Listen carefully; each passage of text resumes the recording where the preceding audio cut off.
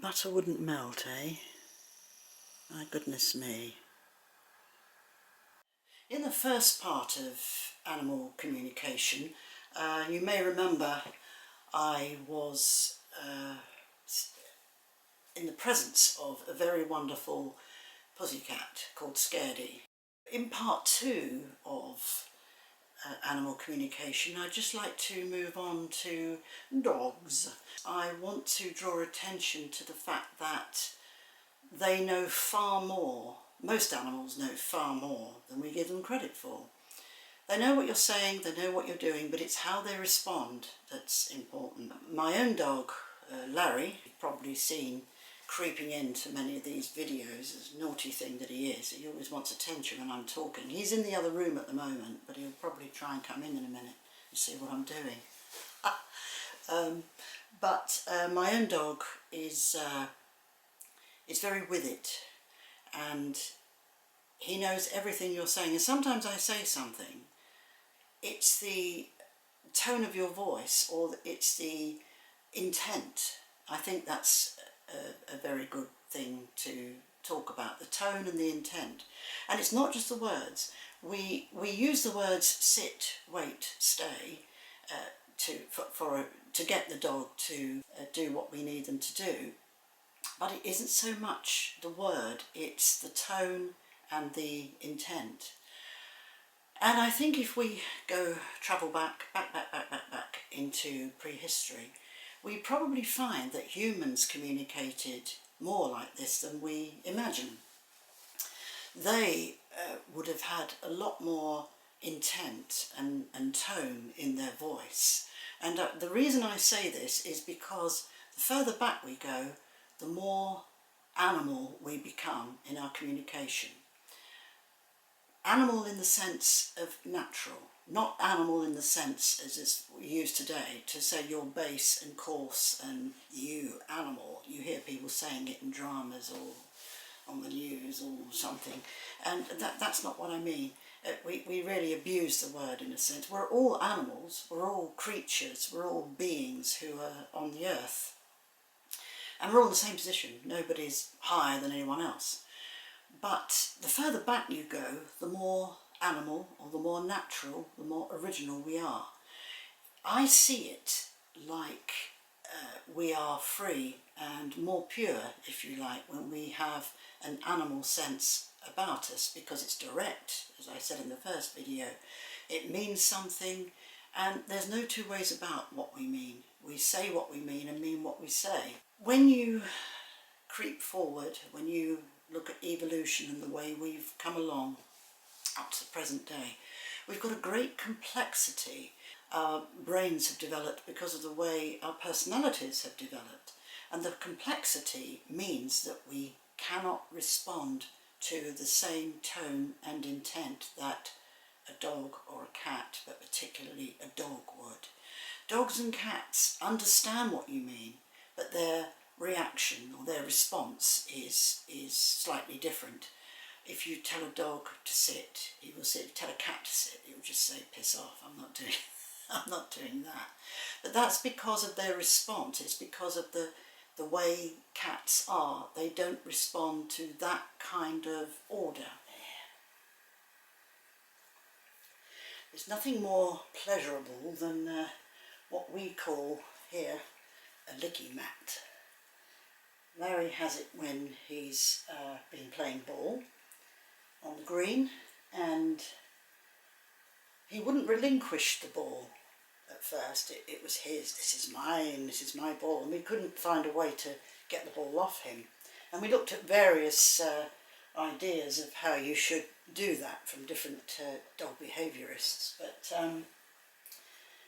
this does the trick, because once I put this licky mat down with just a little bit of chicken paste or beef paste on it, he relinquishes the ball straight away, and I can take it from him.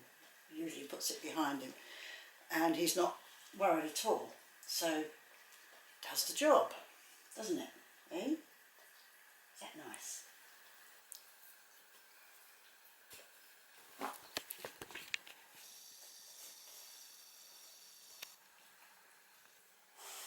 And sometimes when I relate to him, there's an ease that I find, because there's nothing that's hidden.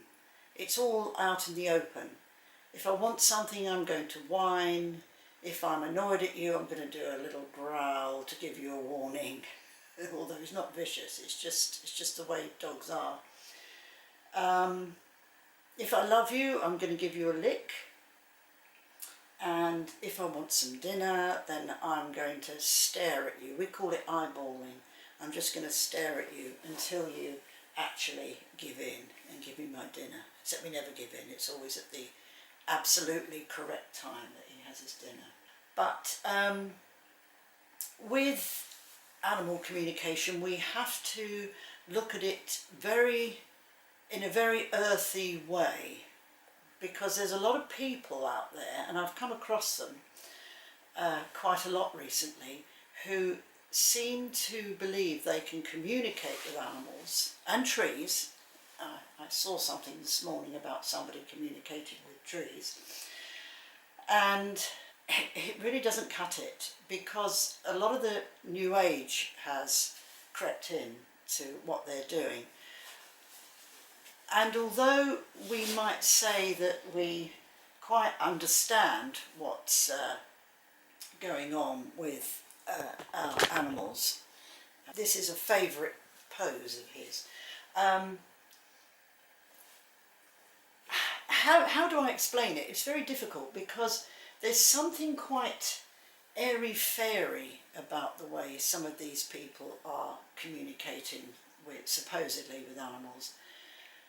And what we have to realise once again is that primal instinct, that very primitive notion that dogs had. It's not because they're stupid and unintelligent, it's because they're doing what actually humans would have done a long time ago. They're actually doing the basics. It's very simple. Remember that we've developed very complex ways of thinking, and if we can copy the animals, then we can find a very simple way of communicating with each other. I think I might have gone through this before when I was doing part one, but communicating with anything natural, like an animal, a dog, a cat, a tree, they all function in the same way, and it's something that we've actually lost. They all just want to say it as it is, and for some reason humans can't actually do that. We say what we think. He's asking for somebody to do his ears here. That's why he's doing that. He sometimes has itchy ears, but we'll do them later. Saying it as it is something we can't do because of this complex thinking, and because we use power in a very different way. Larry will use power in a way that says, I want the basic things. And it's so sweet, really. And he often goes into a pose which we call a huff or a Huffington, where he just sort of puts his nose to one side, and it's very distinct, it's very clear, and he's saying, you're doing something that I don't like, so I'm going to complain about it. I'm going to put my head in this position, and then what we do, we just pet him, we stroke him, we go, oh, silly boy, and stroke him, and he comes out of it. But it's all out in the open. That's what I mean about simple. He will go into a pose like that, it's out in the open. Some tribal folk will actually fold their arms and turn around to express a huff, or to say, I don't like what you're doing. Humans stopped doing that a long time ago. I think little toddlers would probably do it. But what we do is we take it inside, we absorb it, and then we dress it up. And then we go, oh, isn't it a lovely day? And we pretend that we're not offended by something that's been going on. Sometimes being offended may be legitimate, other times it might not be. But my point is that we don't express it physically. Oh, so just stop a minute to give it a little pat. Just to reassure him. Got mud on you there. So, What do you think that meant? What do you think that meant? That meant pay attention to me and stop talking to that bloody camera. You got my hand. All right. I'll stop talking now. A simple gesture, getting hold of my fingers. He's not biting me. He's just sort of saying, "Come on. What are you talking to that camera for? Who are you talking to? There's nobody there." Oh, all right, Larry. All right. I'll stop for a minute. He's biting my thumb off. Dog has been man's best friend for thousands of years, really. But we have to understand the elements that animals are involved with where communication is concerned if we want to understand them more, thereby understanding ourselves more. I do find that the complexity that humans have is very harmful, very damaging. So we are obliged to simplify ourselves if we can and take a leaf out of the animal's book or a dog's book so that we can not be bothered, if you like, with too much complexity, and then we won't be so hurt, then we won't have all the emotional turmoil that we find. How much we can change ourselves and transform ourselves by looking at the way animals behave and looking at the way we behave, seeing how they would respond to something and seeing how we would respond to something. It's a useful thing to learn. So there are a few things that are good to take on board here, and I hope you find it useful. So thank you for your time. Thanks for listening. Is that good?